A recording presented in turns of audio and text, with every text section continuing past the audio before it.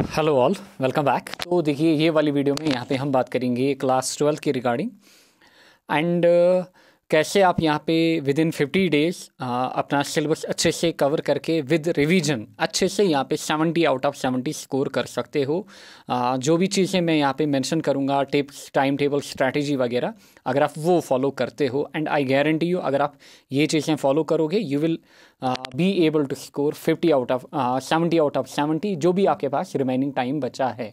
Now यहाँ पे मैंने जो टाइम लाइन ली है that is for 50 days. Now अगर आप देखोगे 11th की जो मैंने टाइम लाइन ली है दैट इज़ 30 डेज। सो आप यहीं पे कंपेयर करिए कि आप ये सोच रहे होंगे, कुछ एस्पिरेंट ऐसे भी होंगे वो बोल रहे होंगे कि हमने 11th में खाली 30 डेज पढ़ा या फिर 10-15 डेज पढ़ा, हमने अच्छे मार्क्स लाए। बट वो मैं भी बोल रहा हूँ कि आप 11th में विद इन लेस टाइम काफ़ी अच्छा स्कोर कर सकते हो अपने बोर्ड में। बट 12th में ऐसा नहीं होता है। 12th में आपको काफ़ी ज़्यादा टाइम की रिक्वायरमेंट होती है प्रैक्टिस के लिए, रिविजन्स के लिए। नाउ आपको पहले क्या करना होगा, आपको प्ले लिस्ट में जाना होगा। जैसे ही आप प्ले लिस्ट में जाओगे, प्ले लिस्ट में फिर नीचे स्क्रॉल करते करते आप ये वाली प्ले लिस्ट पे आओगे। आप ये वाली प्ले लिस्ट पे आओगे।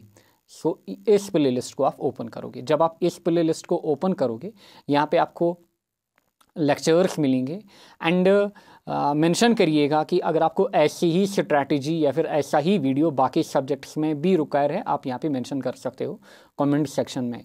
नाउ पहले मैं अगर टाइम की बात करूँ कि अभी से आपको कितना टाइम देना चाहिए अपनी स्टडीज़ के लिए, so it is 12 to 15 hours. यानी कि अभी आपको 12 to 15 आवर्स अपनी स्टडी में देने हैं। अगर आप उससे कम दे रहे हो सो आपको लास्ट पे प्रॉब्लम हो सकती है। एंड फिज़िक्स की अगर मैं बात करूं, फिज़िक्स में आपको 4 to 5 आवर्स तो देने ही देने हैं इन कंपैरिजन टू जो आपके बाकी सब्जेक्ट हैं। नाउ मूविंग फॉरवर्ड, देखिए 50 डेज़ की मैंने यहाँ पे टाइम लाइन ली है। 50 डेज़ का मैंने यहाँ पे एक पूरा शेड्यूल आपके लिए लाया है कि कैसे आपको क्या करना है। देखिए जैसे ही फॉर एग्जांपल मैं ये मान के चल रहा हूँ कि आपका पूरा साल जो है वो वेस्ट हो गया है, या फिर आपने नीट पे पूरा ध्यान दिया था साल भर, आपको बोर्ड का कुछ भी नहीं आता है, या फिर किसी भी रीज़न के कारण आप साल भर नहीं पढ़ पाए। सो हमारी जो टाइम लाइन है वो अभी से स्टार्ट हो रही है जब भी आप इस वीडियो को देख रहे होंगे। नाउ देखिए, जब भी आप काफ़ी टाइम के बाद एक फोकस्ड वे में या फिर एक पूरी स्ट्रैटेजिक वे में किसी चीज़ के पीछे लग जाते हो, सो होता क्या है, जो पहले 5-6 दिन होते हैं उसमें आपका जो आउटपुट आना चाहिए वो जनरली जितना आना चाहिए वो उतना आता नहीं है। यानी कि आपकी उतनी एफिशिएंसी नहीं होती है। क्यों? क्योंकि आपने काफ़ी टाइम के बाद स्टार्ट किया होता है, या फिर आपने प्लानिंग नहीं की होती है, या फिर जब आप स्टार्टिंग में बिल्डअप करते हो आप धीरे धीरे करते हो। सो वही चीज़ मैंने यहाँ पे करी है, उसी हिसाब से मैंने यहाँ पे आपका शेड्यूल लाया है। एंड अगर आप इसको फॉलो करोगे आई विल गारंटी यू कि आप 70 आउट ऑफ 70 डेफिनेटली अपने एग्जाम में स्कोर कर पाओगे। नाउ देखिए, अगर मैं इलेक्ट्रोस्टैटिक्स की बात करूँ, इलेक्ट्रोस्टैटिक्स के मैंने 20 वीडियोस बनाए हैं। अगर टाइम मिला एंडिंग दिसंबर या फिर स्टार्टिंग जैन में I will be bringing 1 shots, 4 या 5 1 शॉट्स आएंगे, वो मैं कवर कराऊंगा। बट स्टिल आपको क्या करना है, जो मैंने 20 वीडियोस दिए हैं आपको ये वीडियोस देखने हैं कितने दिनों में, 10 डेज़ में। क्योंकि पहला ही चैप्टर हमारा इंपॉर्टेंट है इलेक्ट्रोस्टैटिक्स। अगर आपका ये इसकी फाउंडेशन स्ट्रॉन्ग है, अगर आपको ये अच्छे से आता है, बाकी जो आने वाले 3 से 4 चैप्टर्स हैं उनमें आपको ईजीनेस फील होगी। सिमिलरली ऑप्टिक्स के ऊपर भी आपको अच्छा खासा ध्यान देना होगा। सो मैं ये मान के चलूँगा कि आप 10 डेज़ में क्या करोगे, मेरे सारे लेक्चर देखोगे इलेक्ट्रोस्टैटिक्स के एंड इनके नोट्स भी अच्छे से बनाओगे। फिर जैसे ही आप इलेक्ट्रोस्टैटिक्स को ख़त्म करोगे, अभी आपको करंट इलेक्ट्रिसिटी के लेक्चर्स नहीं देखने या फिर उसको कवर नहीं करना है। पहले आपको क्या करना है, 2 दिन आपको पूरा रिवीजन करना है। किसका? इलेक्ट्रोस्टैटिक्स का। जो आपने 10 डेज़ में पढ़ा इसको अच्छे से 2 दिन रिवीजन करना है या फिर रिवाइज करना है, प्रैक्टिस करनी है, जो भी आप करोगे। क्यों? देखिए, अब कुछ एस्पिरेंट ऐसे होते हैं जो बोलेंगे हम क्या करेंगे 1 2 3 अप टू 9, यानी कि 9 चैप्टर्स हैं आपके या फिर 9 यूनिट्स हैं आपके। हम पहले 9 यूनिट्स को अच्छे से देखेंगे, उनकी कॉपी बनाएंगे। बिल्कुल आपको ये गलती नहीं करनी है जो लास्ट ईयर या फिर उससे, क्योंकि 2 साल से मैं पढ़ा रहा हूँ ऑनलाइन, जो मैं कोर्स ला रहा हूँ 1 शॉट्स वगैरह फ्रॉम 2 ईयर्स। सो ऐसे भी एस्पिरेंट मैंने देखे हैं लास्ट ईयर जिन्होंने क्या किया, जिन्होंने ये गलती की, पहले नोट्स बनाते गए, फिर जब रिवीजन का टाइम आ गया उनकी जो कॉपी है या फिर नोटबुक है वो बल्कि बन गई। उनके ऑटोमेटिक माइंड में एक दबाव पड़ता है या फिर प्रेशर पड़ता है कि इतने पेजेस कब मैं रिवाइज कर पाऊँगा या फिर प्रैक्टिस कर पाऊँगा। इसीलिए what you have to do is कि 10 डेज आपने इलेक्ट्रोस्टैटिक्स पढ़ा, नेक्स्ट 2 दिन आप क्या करोगे, रिवीजन हो गया इलेक्ट्रोस्टैटिक्स कंप्लीट। फिर करंट इलेक्ट्रिसिटी के 2 वन शॉट्स मैंने अपलोड किए हैं, 2 दिनों में आपको ये देखने हैं, कुछ भी करके आपको इन्हें देखना है। मैंने आपको टाइम दिया है 4 to 5 आवर्स, आपको डेली बेस पे फिजिक्स पढ़ना ही पढ़ना है। फिर नेक्स्ट डे आप क्या करोगे, नेक्स्ट डे यानी कि जो 15वां दिन होगा उसमें आप रिवीजन करोगे करंट इलेक्ट्रिसिटी का, हो गया ये। फिर अगेन नेक्स्ट 16th डे आप क्या करोगे, अगेन इसका रिवीजन करोगे, यानी कि 2 रिवीजन हो गए आपके इलेक्ट्रोस्टैटिक्स के, 2 रिवीजन आपके करंट इलेक्ट्रिसिटी के भी होंगे। बट रिवीजन जो करना है वो राइटिंग में करना है, ऐसा नहीं कि आपने नोटबुक बनाई आप इसको पढ़ रहे हो। ओरली रिवीजन नहीं करना है, आपको प्रैक्टिस करके रिवीजन करना है। फिर 3 दिन आपको किसको देने हैं, 3 वन शॉट्स में मैंने कवर किया है आपका unit 3rd, that is magnetic effect of current and magnetism. 3 दिन मैंने 3 वीडियोस में मैंने ये कवर किया है, आपको भी 3 दिन में ये ख़त्म करना है। फिर नेक्स्ट 2 दिन आपको क्या करना है, अगेन इसको भी रिवाइज करना है। देन आएंगे हम AC एंड EMI पे। AC यानी कि alternating current and electromagnetic induction. Again ये क्या आप करोगे, अगेन इसके मैंने 3 वन शॉट्स बनाए हैं। सो 3 दिन आप इसका पूरा सिलेबस जो है वो कवर करोगे, EMI एंड AC का। फिर नेक्स्ट 2 दिन जो आएंगे इसमें आप इसका भी रिवीजन लगाओगे। सो यहाँ तक आपके 3 यूनिट हो गए एंड 3 यूनिट के आपने रिवीजन भी किए अच्छे से 2-2 दिन। फिर 4 यूनिट हो गए।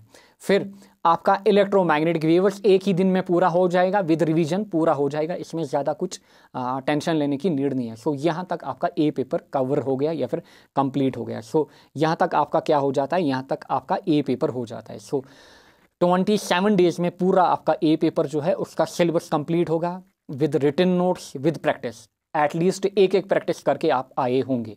फिर अभी आपको बी पेपर नहीं उठाना है, you don't have to go to B paper. आपको क्या करना है, आपको 4 दिन मैंने यहाँ पे आपके रखे हैं, 4 दिन में आपको रिवीजन करना है पूरे ए पेपर का। जो आपने 5 यूनिट पढ़े उनका आपको पूरा अच्छे से रिवीजन करना है, ताकि आप इनको भूल ना जाओ। फिर इसके बाद जैसे ही आप 4 दिन रिवीजन करोगे, next you will move to आपका बी पेपर। ड्यूअल नेचर 1 दिन में, फिर next day revision. Atomics and nuclear 2 दिन में आप देखोगे, क्योंकि 2 वन शॉट्स हैं, फिर next day revision. Electronic device आप 2 दिन देखोगे, फिर नेक्स्ट डे रिवीजन। फिर आप क्या करोगे, फिर ये जो 3 यूनिट्स आपने पढ़े, dual nature, Atomics and nuclear, electronic device, आप क्या करोगे, आप 2 दिन इनका अलग से रिवीजन करोगे, कंबाइंड रिवीजन इनका करोगे, छोटे हैं 2 दिन में इजीली हो जाएगा। फिर इसके बाद आप बढ़ोगे ऑप्टिक्स के ऊपर। ऑप्टिक्स के मैंने 4 वीडियोस अपलोड किए हैं, अभी 1 वीडियो अपलोड करना बाकी है। लास्ट ईयर उसमें थोड़ा टेक्निकल इशू आ गया था यूट्यूब की तरफ से, फिर मुझे वो रिमूव करना पड़ा एंड उसके बाद टाइम ही नहीं मिला कि मैं आपको वो वीडियो अपलोड कर पाऊँ। बट जितने भी बाकी वीडियोस मैंने अपलोड किए हैं आप वो अच्छे से देखिए, क्योंकि उसका कोई भी कनेक्शन उनके साथ नहीं है। दैट इज़ हमारा माइक्रोस्कोप एंड टेलीस्कोप, उसको मैं अलग एक वन शॉट में कवर कराऊंगा, यानी कि 5 वन शॉट आपके आएंगे टोटल ऑप्टिक्स के। 4 ऑलरेडी चैनल पे हैं।